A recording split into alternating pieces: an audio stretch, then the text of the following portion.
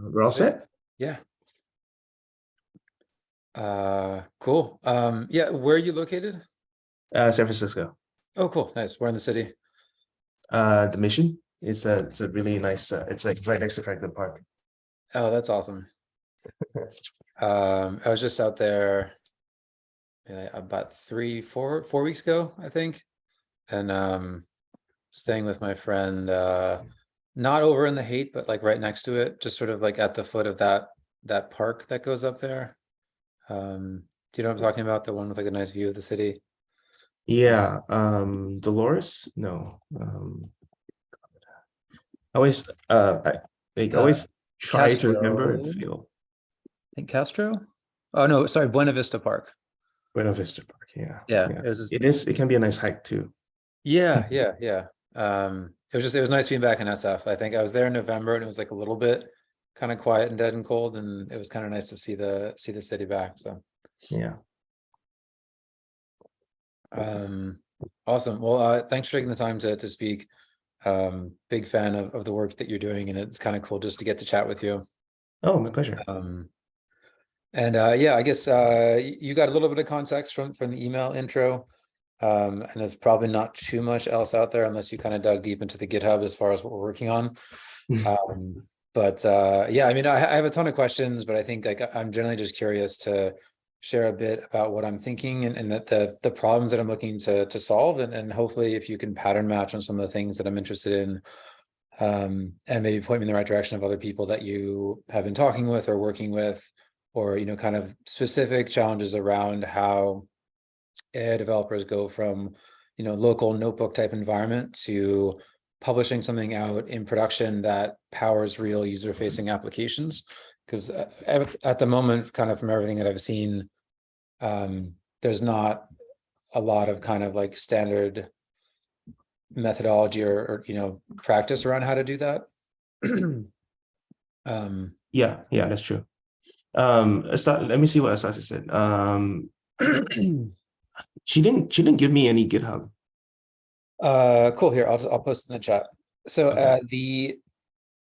the GitHub that I'm going to link you to right now is the main work that we've done so far this year, and it Okay. has absolutely nothing to do specifically with AI. It Okay. is a general, a very stripped down Kubernetes-like control plane for running WebAssembly applications, kind of at the edge, serverless, kind of anywhere you can run a lightweight Rust agent, and it's a self-assembling mesh. The nodes kind of discover each other, and then there's just a CLI interface to run WebAssembly workloads.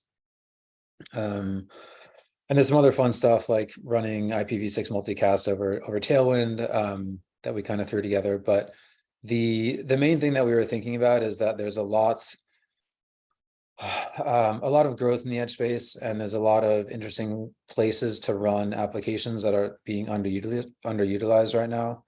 And the initial go-to-market focus, or in terms of, I guess, early pilots and things that we're lining up, are more around large enterprises or let's say kind of like system integrator companies that are coming in and deploying like large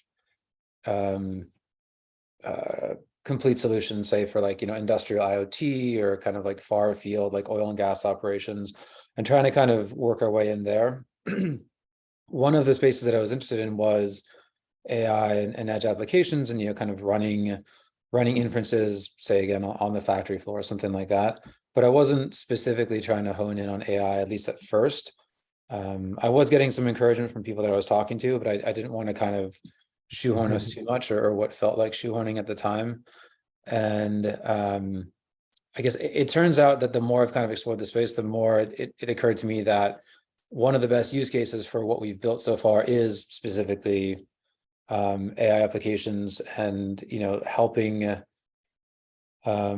instead of going after, like I said, larger enterprise type early go to market. I think there's a lot of traction to be had here just with developers that are a little unclear, or just looking for like an easy button to go from Jupyter Notebook to here is this robust, reliable, customer ready fleet of agents running running in their browser, running in serverless, running in cloud, running locally, things like that.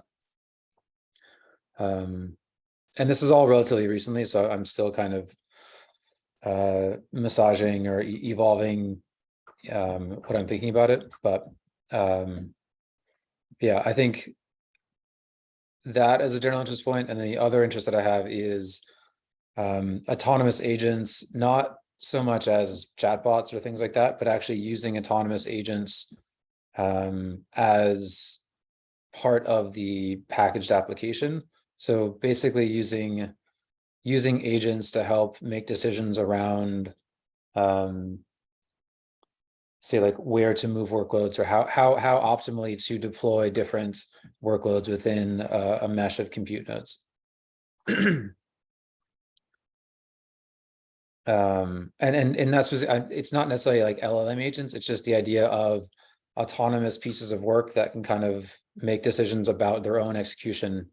So like simple thing, like if you have a fleet of 1,000 individual applications that have to all sort of be distributed effectively across a wide set of heterogeneous nodes, and you're trying to rely on like a centralized thing like a Kubernetes master to decide where all these workloads should go.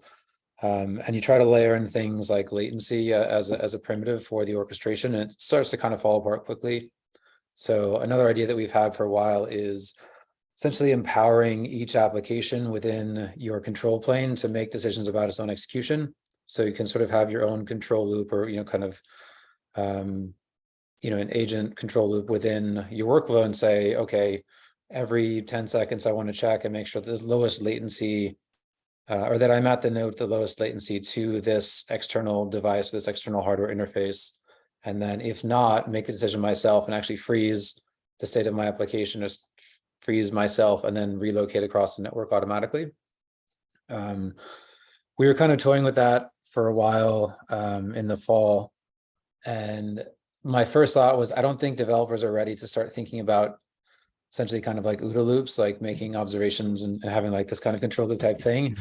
I was excited to do that, but like, I think it's way too early. And then basically what the last couple months have shown me is that developers are actually very ready, willing, and able to begin thinking about applications in that context. So that kind of, I guess, reinvigorated my interest in exploring that as a way to better distribute work across a large set of compute resources or GPU resources. Okay, that's a lot there. So first question is, you mentioned two things. So I just wanted to double back on the first one with the Kubernetes tool. I don't think it's right. I don't think it's fair to call it Kubernetes tooling. Just the servo mesh like core thing. Can you run all Python applications in WebAssembly? As far as the depth of support and the different features and all that, I'm not the best one to go into it. Like there's other people in the team that are more technical and better understand, what's supported and what's not supported. But generally speaking, my understanding is most of the things in the AI space, as far as if you wanted to say run something like LangChain, there's no real blockers there. I'm not concerned about LangChain. I'm concerned about like the PyTorch models that are being inferenced. Yeah.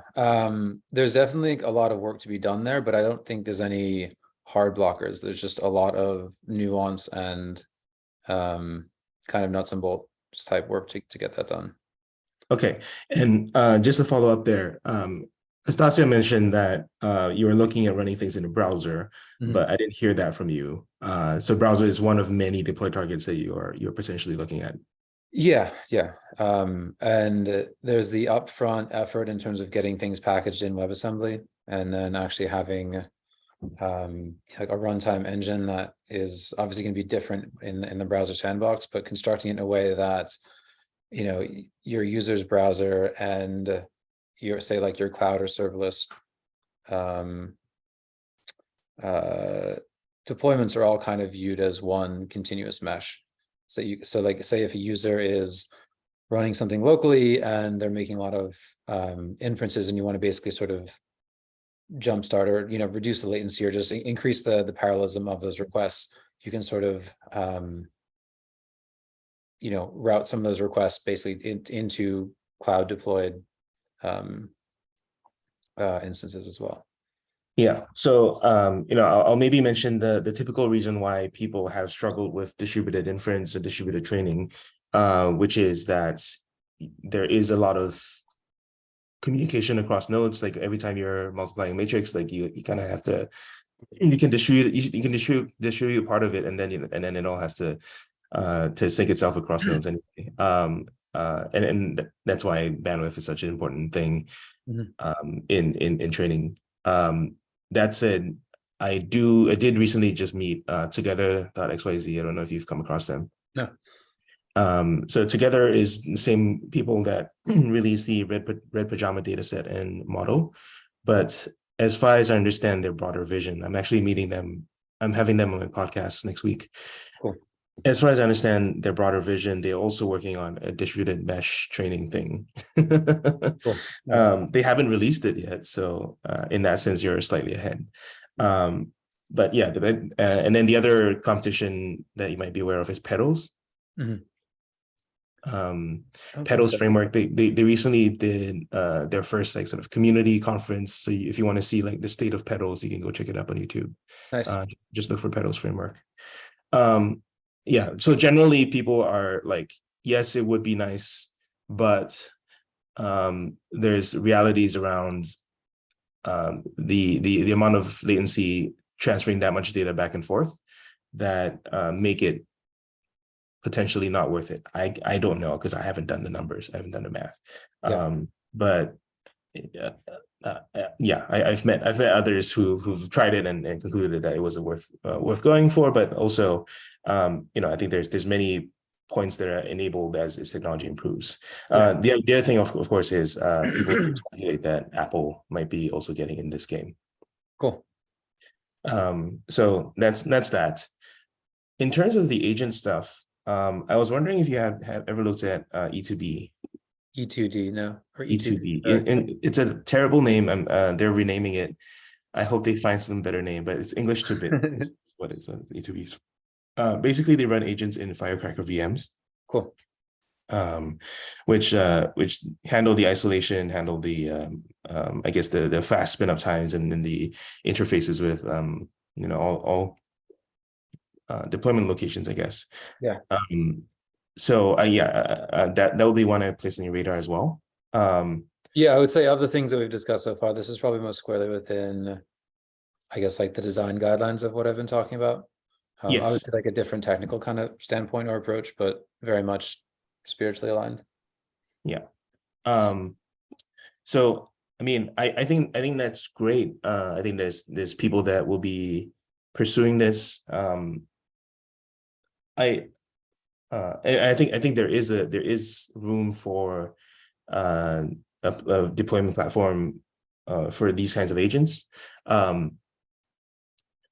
I'm not sure it's like their number one problem, because for example, there are a bunch of non-specialized platforms that would happen to fit this use case very well. So modal.com, I don't know if you've come across them. Yeah. They're another New York startup.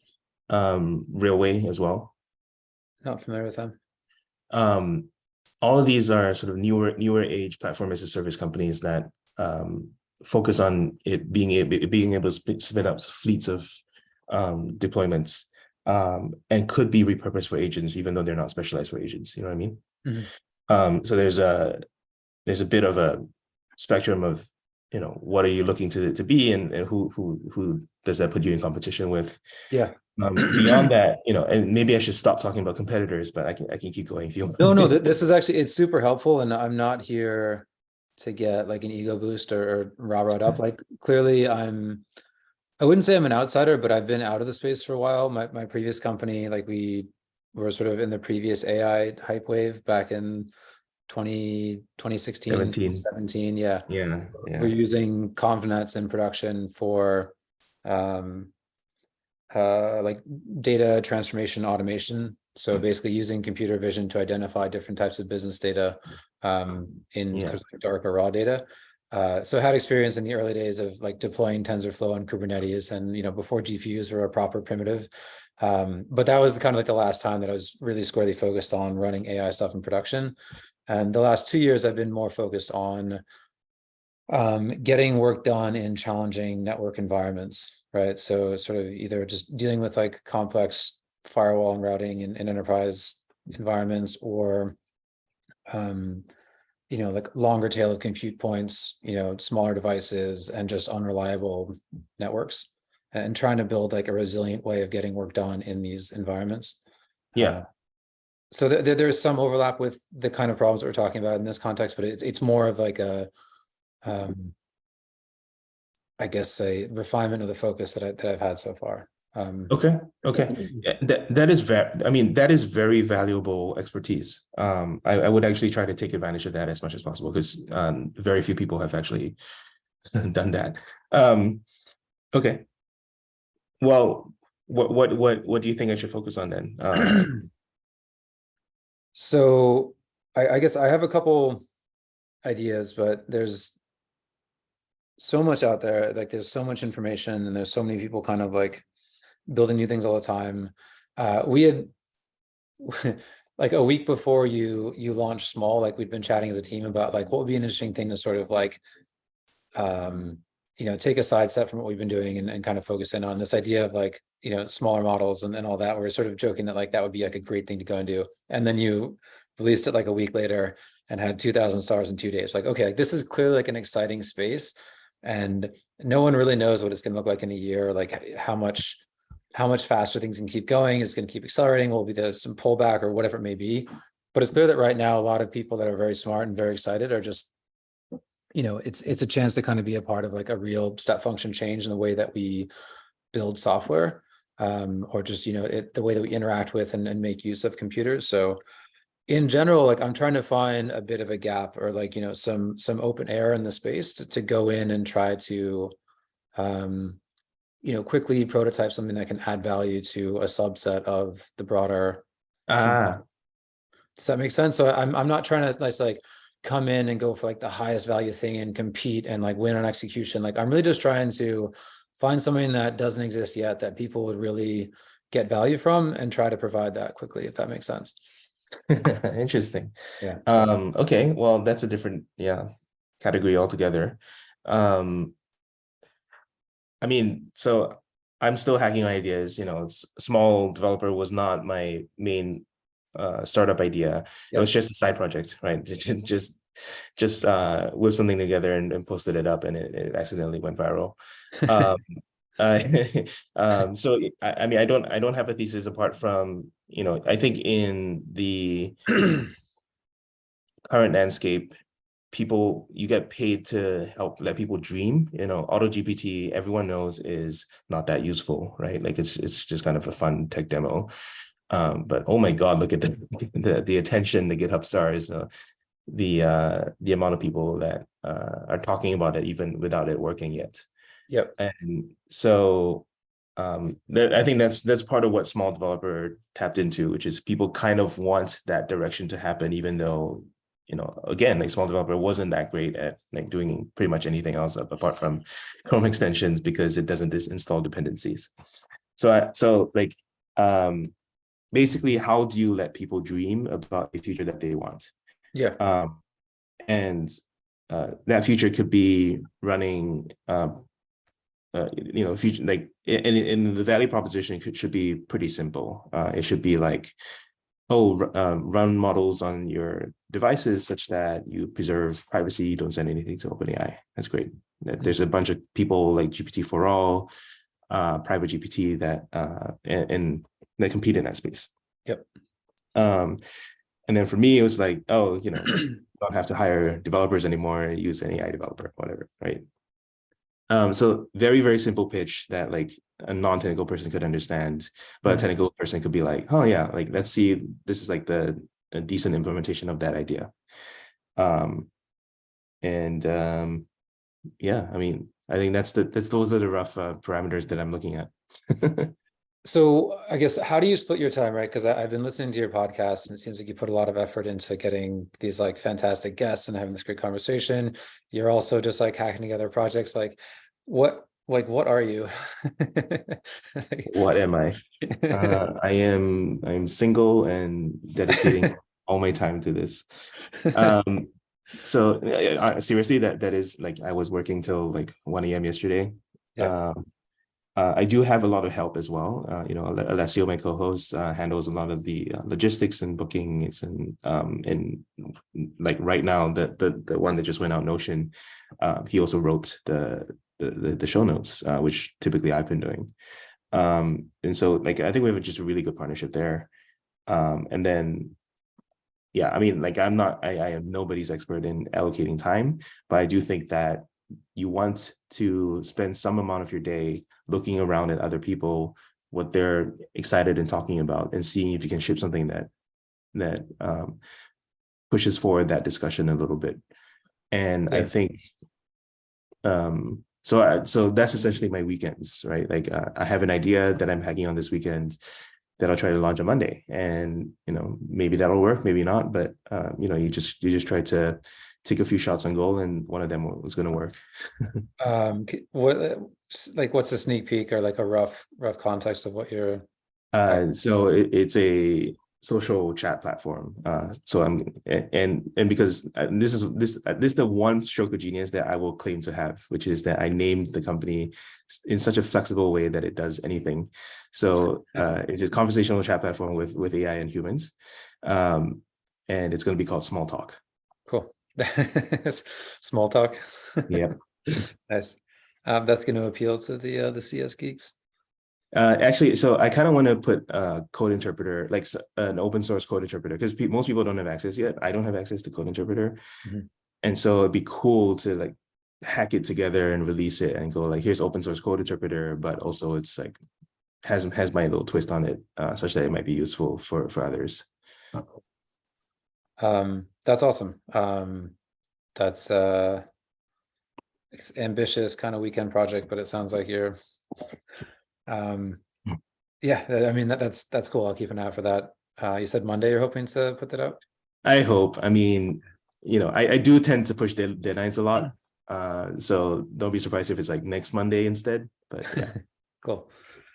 Yeah, that's awesome. I mean, at the moment, like this weekend, I'm hacking on what we I guess what I was thinking for a demo of how to use what we built so far and targeted at the I guess the agent or LLM application space, which again is this workflow of like I'm in a Jupyter notebook. I've built some sort of basic semi-autonomous agent, and I can run it and I can interact with it, just go in the browser locally or do whatever.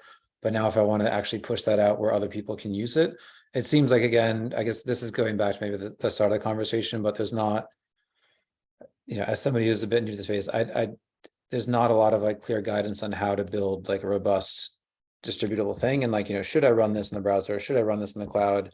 And part of my thinking is that you don't have to decide, just use Serval and package it up. And like, we sort of basically just like import Serval, serval.build, and reference the code that you've kind of written so far in the notebook. And then what's generated from that is that WebAssembly artifact. And then with like, serval.run, whatever, like a single Python command, you can basically push that up into something like Fermion, which is a serverless platform for WebAssembly. Yeah, they're awesome company. Do you like them over the other one, or Orbital? I'm more familiar with Fermion. I don't really have any favorites in the space right now. I don't. I think the more options there are, the better, because I think it's still, we're kind of a few years into WebAssembly, but it's still very, very early in user growth and adoption. Yeah. So I think more people, more kind of smart, driven people in the space and building stuff is good. But I mean, yes, I agree. Yeah, I'm very, very excited about what could happen. But again, it's not like I have spent any time, building stuff with Fermion or Suborbital. Yeah. Oh, so one thing that Fermion's done that's really helpful. So obviously, WebAssembly is had like a longer history in terms of running things in the browser. Obviously, companies like Figma have found a lot of success, off of that. But using WebAssembly as an isolation or deployment mechanism for generalized server workloads is much, I guess, a much earlier journey in the ecosystem. So there's WebAssembly system interface, and there are some very simple things like sockets, for example, that are not officially like merged into the WASI standard. So if you do want to go out and do something like make a network request with your WebAssembly application, you basically have to extend WASI on your own. And there's a lot of things out there, and it's not months of work, but it's not like a quick thing. So obviously Fermyon being like having some heavy hitters from the WebAssembly world and being in the space for a while, their runtime engine Spin is basically WASI plus extended for the things that are almost definitely going to be in the WASI spec eventually. It's to support things, like network requests. So you can basically use their engine while maintaining, like you're not necessarily aligning yourself or like there's no like vendor lock-in, let's say, right? Because the things that the interface that they're using are basically very close to what the eventual spec will be. It's just not yet, not yet official. So basically by using Spin as the runtime engine, as a kind of initial go-to-market, can build this thing from a notebook, push it up into Fermyon with one click. And then we're working on basically adapting that using like the interfaces and packaging it. Creating a separate but compatible runtime engine that can run in the browser. And then basically like it stitches together this sort of single control plane between serverless browser and your local dev environment. And That's then so you can cool. basically build and then just push it out there into the ether and basically kind of have this kind of continuous mesh of it's hard to know yet, like, should I be running this in the browser, like for like lower latency, but like maybe that I can't actually reach the, maybe it's not, maybe latency isn't the issue. It's just sort of the inference speed that I'm going to get on this given user. So basically like developers not having to choose and just being able to say, I'm going to use Serval to build everything. And then I'll be sort of ready for whatever comes next. Like if I want to run it in the server, run it in the cloud, or run it in the user's edge.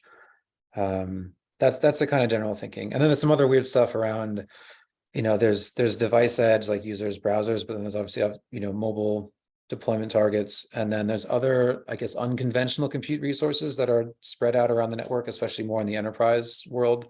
Like if you think about things like large routers in the enterprise or in backbone networks, they typically have like 40 x86 compute cores on them that aren't really the workhorse of the system, right? There's like this custom silicon like ASICs thing that's actually pushing most of the packets around. So you have a lot of idle unused compute in the enterprise that could be surfaced for things if you had a good way of running things on this on these different compute points. And that I think is actually like a really big future potential for WebAssembly, right? Like if you're trying to get somebody to, like I'm just going to run like this kubelet on your core backbone router, and I'm going to stitch into my Kubernetes cluster and I'm going to start running containers on it, they'll be like, no, like fuck off, like you're not doing that. But if you can be very very specific about how much memory and have finer grained control over the execution and the security and isolation of the things that you're running, I think that begins to open up doors in terms of running things in weird places. But anyway, reeling that back in a bit for right now, just focusing No, I on, love that. Oh my God. yeah. I mean, so it seems like you feel that there's a solution here that you've built or you're Yeah. building that should exist, that actually enables deploy anywhere, run anywhere, flexibly, whatever. Yeah. If I mean, correct me if I'm wrong, like this feels a little bit like, hey, you think the solution should exist, but you're not exactly sure the problem to apply it to. Yeah, exactly. Yeah. That is, I think, the biggest risk for you, that you don't have. So like my favorite setup for like investing or for just seeing the seeing like the product market fit here is that people are already hand rolling this themselves in a well-known company. Yeah. Right. Yeah. What's difficult about you is that, well, there's just too much to handle, so that nobody's ever going to do it by themselves. So, like, what is the killer application basically of the tech? As a front end oriented person, I always like cringe when people say like run GPT in the browser, or and I'm like, yeah, there's like 40 gigs of weights. You're not going to download that in the browser. Yeah. But like distributing it among things, I think is very interesting. I'm not sure AI is the best use case for that stuff, but it sounds like you also don't mind. You just want to sort of hack around in this space and see what problems people have. Yeah, I think the AI space is what I'm focusing on now, just because there's a lot of eyeballs. Yes, like an investment perspective, but more specifically from a user perspective. I think the focus that I had earlier in the year around like unconventional compute and making um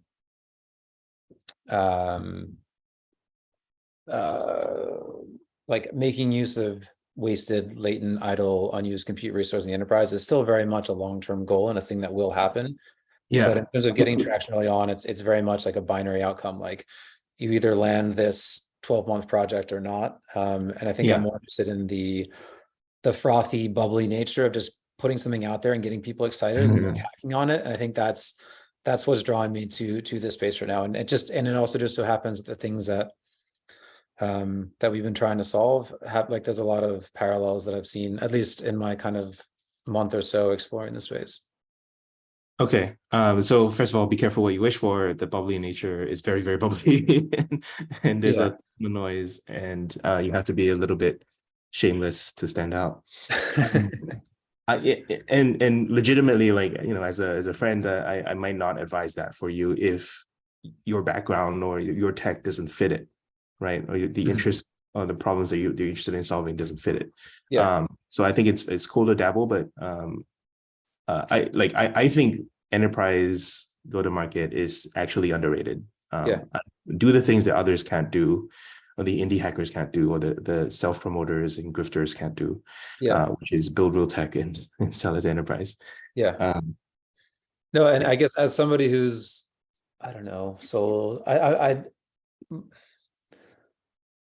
don't know, like, just I guess I've gotten to like the several million ARR, ARR level in terms of selling to enterprise, but I genuinely enjoy going in, and you're often competing against things that just suck. But they're there and they suck. So like they're there for a reason, because they do solve like a core business problem to some degree, but it's I don't know, it's a very different dance than like creating an open source project and trying to like, increase user adoption and all that. But I think